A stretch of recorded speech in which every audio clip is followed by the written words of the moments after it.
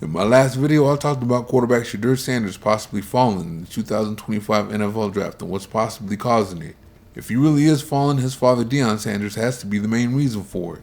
I can't get over the media saying he's the best pure passer in this draft class at the end of the season, and all of a sudden he has a weak arm, and all of a sudden he's not athletic enough.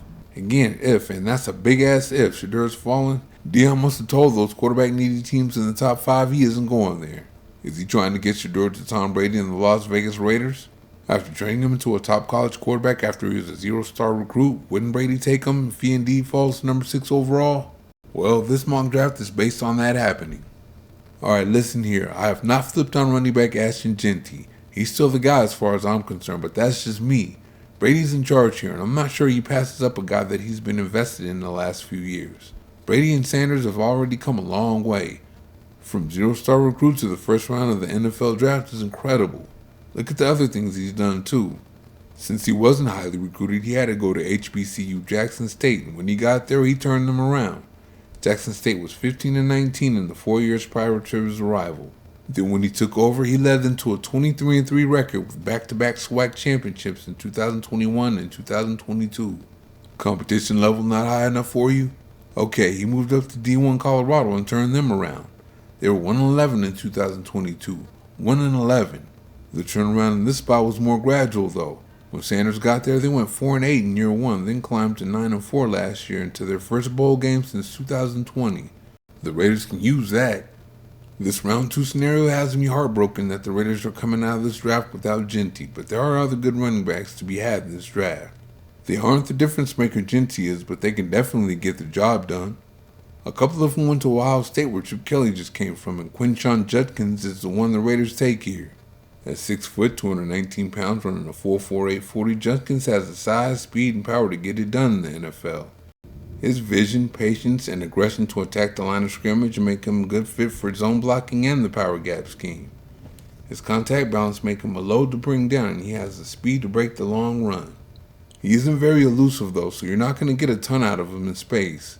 He can catch the ball out of the backfield, and you can line him up in the slot to run routes.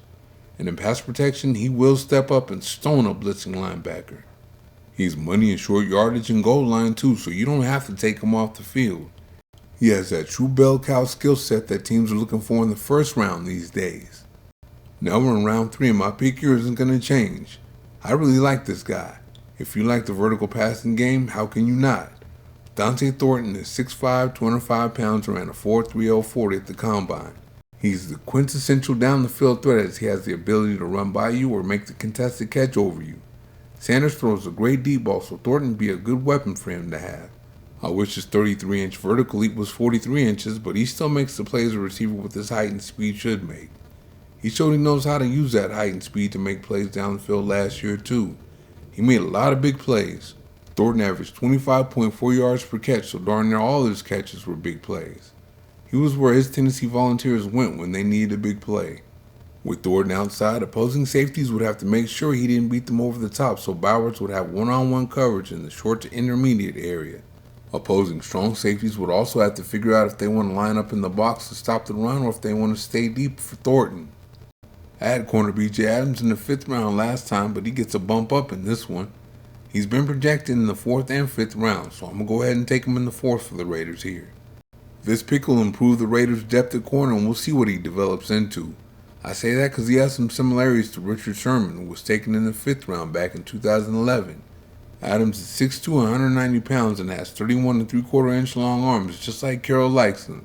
He uses that size and length to get physical and make it hard for receivers to get off the line of scrimmage. Last time I mistakenly said Adams ran a 4.35 while calling his athleticism average. I do apologize for that because along with his 32.5-inch vertical leap, his 4.5 340 is average. He doesn't have the quickest feet or most fluid of hips either. That's why he's projected to go around 4 or 5.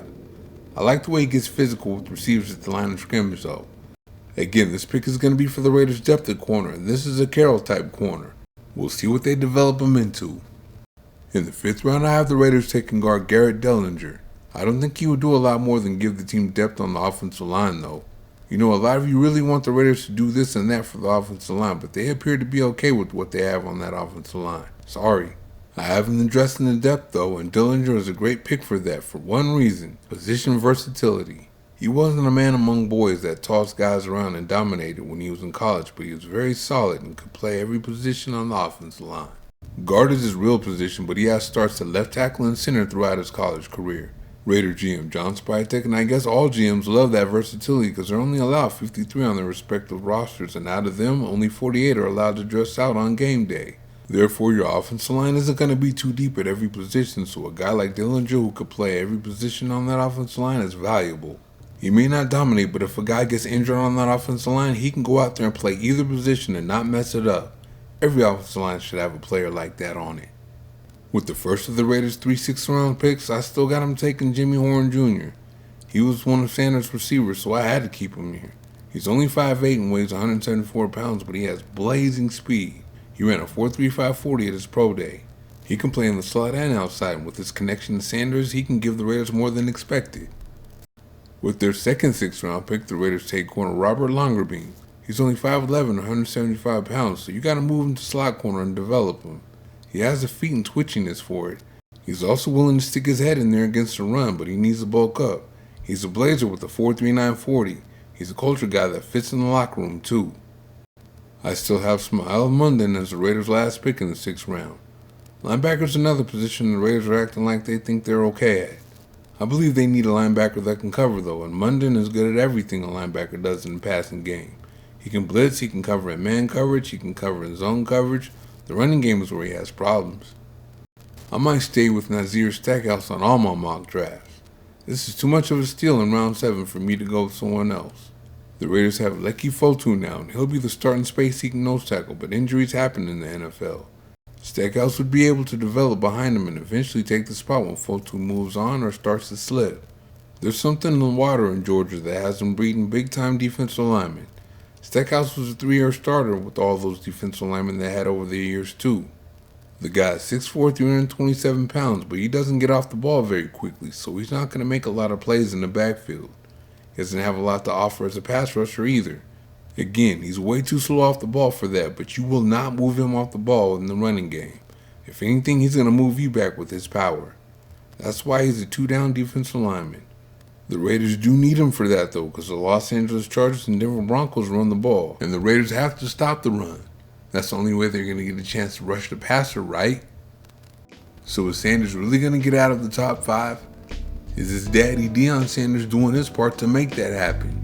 And if so, is Brady really going to let him get past the Raiders at number 6? Those are the multi-million-dollar questions, aren't they? There's a lot that's off with the Sanders camp throughout this whole offseason. So I decided to make this mock draft with Sanders going to the Raiders, just in case.